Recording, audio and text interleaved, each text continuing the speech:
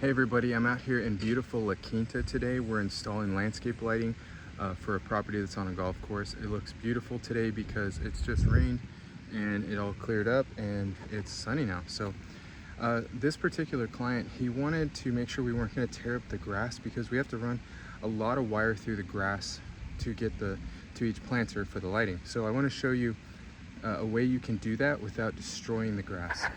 So if you look down this way, the wire comes from the garage area, runs all through the grass. As you can tell, it's all clean. It doesn't look like it's been trenched or tore up. And the reason we do this is because this grass is real sensitive right now because it's the new winter grass out here in the desert. This is what's planted, and so it's fresh.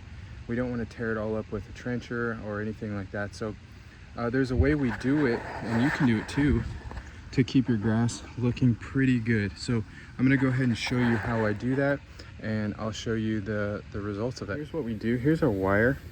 We're gonna be running it behind the pool here. So we take, what I like to do is take a trenching shovel. As you can see, I've cut a trench with it. So go down about 4 to 5 inches. There it's soft here because it's all sand.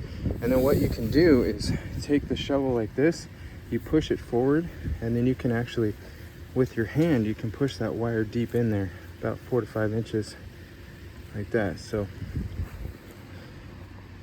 then what you do is you come back here and you go ahead and push it back down, either with your hand or with your foot. As you can see, it just looks clean. Beautiful. So that's how we do it out here in the desert in La Quinta.